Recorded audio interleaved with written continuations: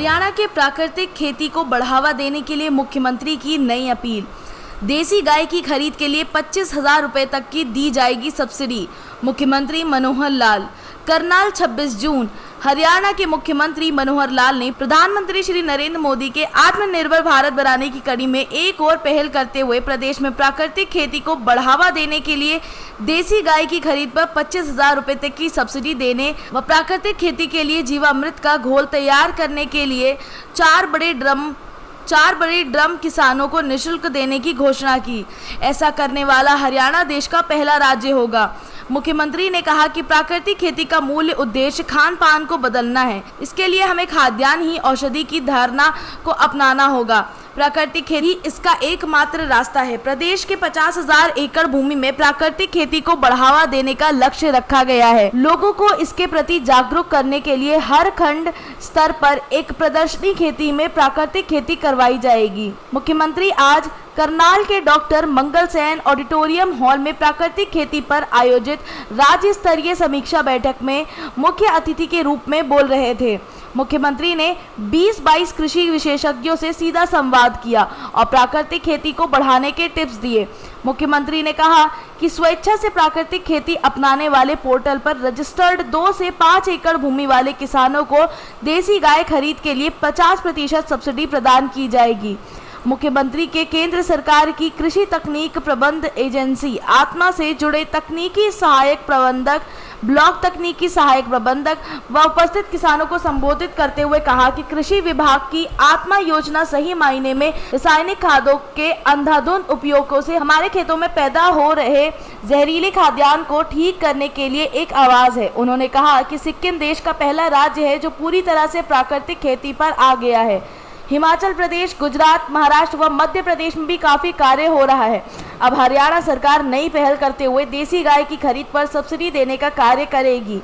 मुख्यमंत्री ने कहा कि उन्हें खुशी है कि किसान अब प्राकृतिक खेती को समझने लगे हैं और कृषि विभाग द्वारा बनाए गए पोर्टल पर अब तक प्रदेश के 1253 किसानों ने स्वेच्छा से प्राकृतिक खेती अपनाने के लिए पंजीकरण करवाया है। मुख्यमंत्री ने कहा कि एक समय था जब 1960 के दशक में देश में खाद्यान्नों की कमी हो गई थी। इसके लिए हरित क्रांति का आह्वान किया गया, जिसके चलते अंधाधुंध रासायनिक खादों का उपयोग हुआ और देश में अनाज के उत्पादन की कमी नहीं रही। अब रासायनिक खादों के प्रयोग से खेत भी जहरीला हो गया है। हमें संकल्प लेना चाहिए कि ना तो जहर बोएंगे और ना ही जहर खाएंगे। मुख्यमंत्री ने कहा कि आज का विषय मन को छूने वाला है। वित्त मंत्री के रूप में जब वे विभिन्न विभागों को बजट की समीक्षा करते हैं तो कहीं ना कहीं स्वास्थ्य विभाग के बजट आवंटन के समय उनकी सोच बदल जाती है। वे चाहते हैं कि अगर हमारा खान पान ठीक होगा तो स्वास्थ्य विभाग को इंफ्रास्ट्रक्चर व अन्य दवाइयों के लिए ज्यादा बजट की जरूरत नहीं होगी।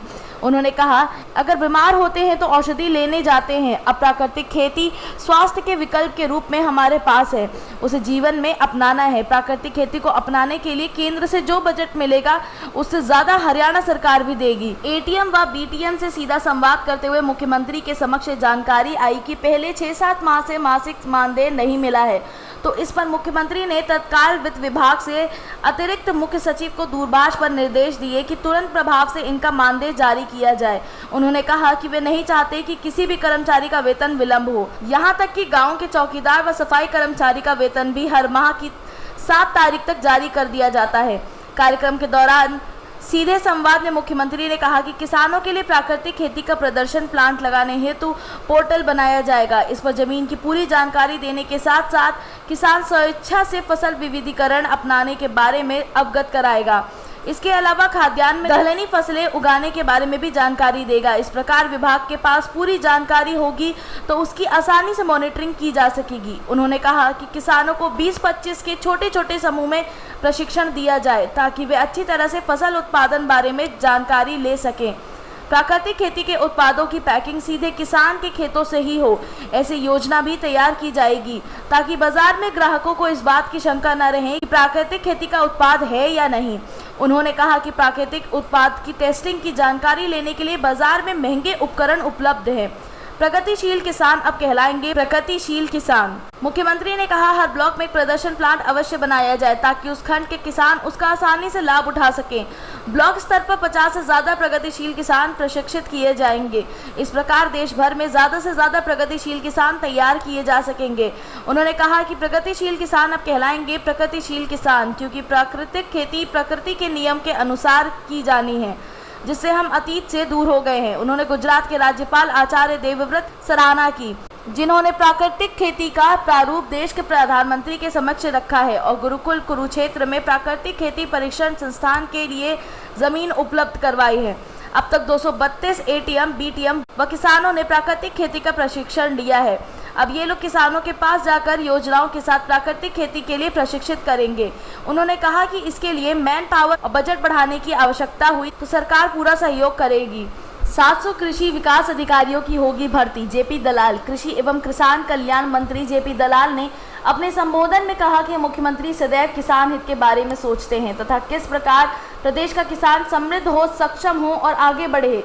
उन्होंने कहा कि पिछले दिनों मुख्यमंत्री ने 700 कृषि विकास अधिकारियों के पदों को भरने की स्वीकृति प्रदान की है तथा शीघ्र ही भर्ती प्रक्रिया पूरी की जाएगी। उन्होंने कहा कि आज का कार्यक्रम भी मुख्यमंत्री की प्रेरणा से ही संभव हुआ है और यह विभाग की नई नई योजनाओं का नवाचार है और यह विभाग किसानों के लिए समर्पित होकर कार्य करेगा। उन्होंने कहा कि प्राकृतिक विधि अपनाने से किसानों की आमदनी बढ़ेगी और लागत भी बहुत कम होगा। उन्होंने कहा कि सरकार ने पानी बचाने के लिए मेरा पानी मेरी विरासत तथा किसानों के उत्पाद का पूरा दाम मिले, इसके लिए भावांतर भरपाई जैसी योजनाएं लागू की हैं।